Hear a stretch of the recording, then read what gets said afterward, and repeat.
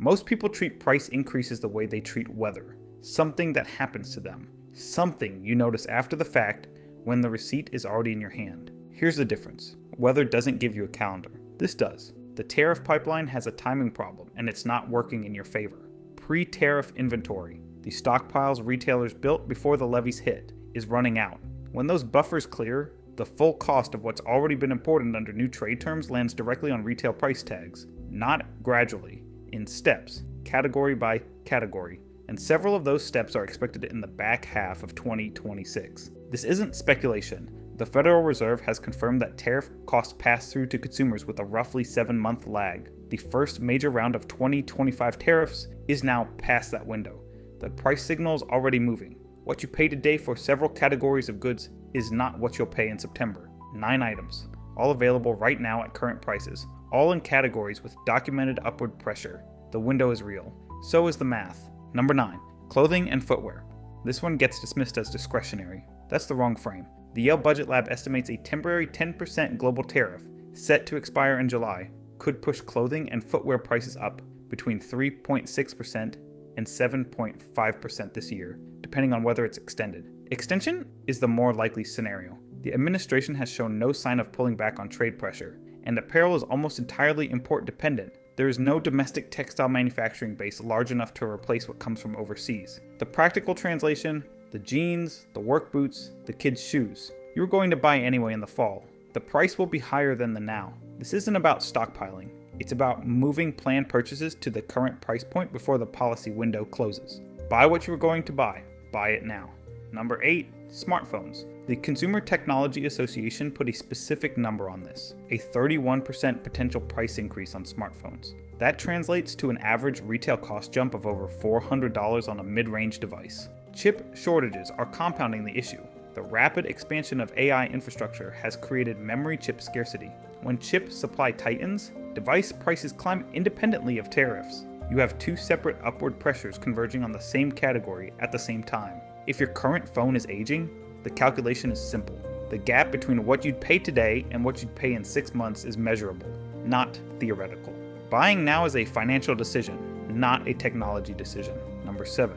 Laptops and tablets. Same supply chain, sharper numbers. The CTA projects laptop prices rising around 34%. Most budget and mid-range laptops are manufactured in China.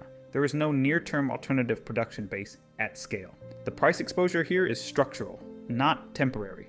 For households with a laptop that's 2 or 3 years old, this is the specific category where the cost of waiting is most quantifiable. A $600 machine today may cost $800 by Q4. That $200 gap isn't recovered when tariffs eventually ease, because prices in consumer electronics don't deflate on the same timeline, they inflate. Number 6. Small kitchen appliances. Vacuum cleaners, air fryers, rice cookers, coffee makers, mostly manufactured in China. Morningstar expects small appliance prices to rise 4.5% across 2026. For products made primarily in China, the exposure is higher. The failure mode here is the same one that catches most households. These are items you replace reactively. The coffee maker stops working. The vacuum loses suction. You go online to order a replacement and pay the current price, whatever it happens to be. You have no leverage over that number if you're buying under necessity. The counter move is purchasing a replacement unit now, while you still have optionality. 1 category, 1 item. The cost difference between buying today and buying under necessity in Q4 is real and avoidable. Number 5.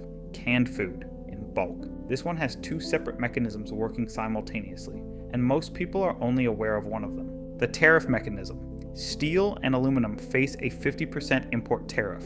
Cans are made of steel and aluminum. Campbell's has publicly stated that tariffs will account for roughly 4% of the cost of goods this year. That cost lands on the shelf price. The food inflation mechanism.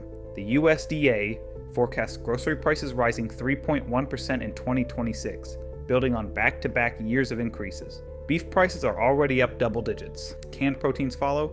2 independent price drivers, same category, same direction. And canned food is precisely the type of product where buying an extra case today at today's price is cost-free preparation.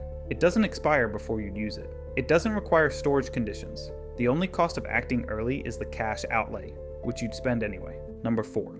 Protein staples, beef and chicken. The cattle herd in the United States is at a historical low. That's a supply constraint that doesn't resolve quickly. Rebuilding a herd takes years. Demand hasn't dropped. The math on that imbalance produces one outcome: sustained high prices. The USDA forecasts beef prices rising another 9.4% this year. Chicken is less dramatic but moving in the same direction. Roughly 1% projected increase, modest individually, but stacked on top of 2024 and 2025 increases. If your household eats beef regularly, the freezer is the instrument here. A chest freezer? Itself a purchase worth making before appliance prices climb further, combined with bulk buying at current prices, is a straightforward hedge. You're buying the same food you'd buy regardless. You're buying it at a lower price point. Number 3, a generator or portable power station. This category sits at the intersection of two separate urgency signals, and most people only see one of them.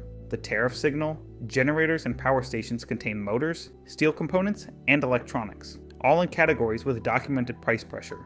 Appliances and electronics are expected to see cumulative price increases through 2027. The summer signal. Grid stress events in the United States are increasingly common during heat extremes. 2025 saw rolling outages across multiple regions. The pattern is not reversing. A portable power station that costs $180 today may cost $200 or more by Q3, and it may be harder to find in stock when a heat event triggers demand spikes across a region simultaneously. Pre-event availability and pre-tariff pricing are both arguments for acting now. The item sits in a closet until you need it. When you need it immediately. Number 2, medications and OTC health supplies. Most households run on just-in-time pharmaceutical inventory. 1 bottle of ibuprofen, 1 box of antihistamine, whatever's currently in the medicine cabinet. That approach works until it doesn't. Non-durable goods, which include paper products, health and hygiene items, and many OTC medications, are projected to increase 5.6% in price across 2026. That's a material number for the categories where the same products get purchased repeatedly throughout the year. There's a second mechanism beyond price. OTC analgesics and fever reducers have a documented history of clearing pharmacy shelves during any public health signal. That pattern has repeated across multiple events in recent years. The window between "I should probably have more of this" and "it's no longer on the shelf" is shorter than most people estimate. Build a 90-day buffer on every OTC product your household uses regularly. Prescription medications where your physician allows a 90-day supply. The same logic applies. The upfront cost is the same money you'd spend anyway, compressed into one transaction.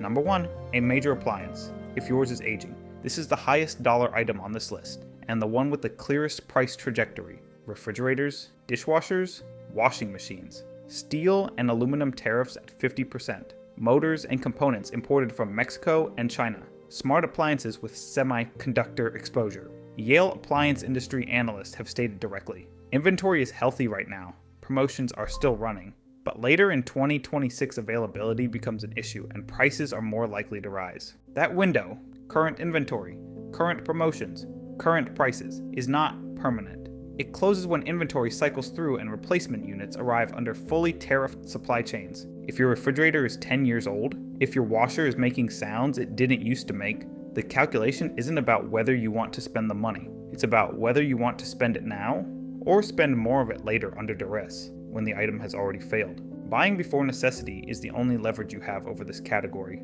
That leverage exists right now. It won't exist indefinitely. The tariff pipeline is not a theory. It's a documented mechanism with a documented lag. The Federal Reserve has confirmed the math. Costs paid at the border in 2025 show up on retail price tags 7 months later. That timeline puts the back half of 2026 directly in the impact window. None of these 9 items require you to change your behavior. You are going to buy clothes. You are going to replace your phone eventually. You are going to buy groceries. The only variable is timing. And on timing, the information is unusually clear right now. The price you pay tomorrow is being set today. The question is whether you act while that's still useful information.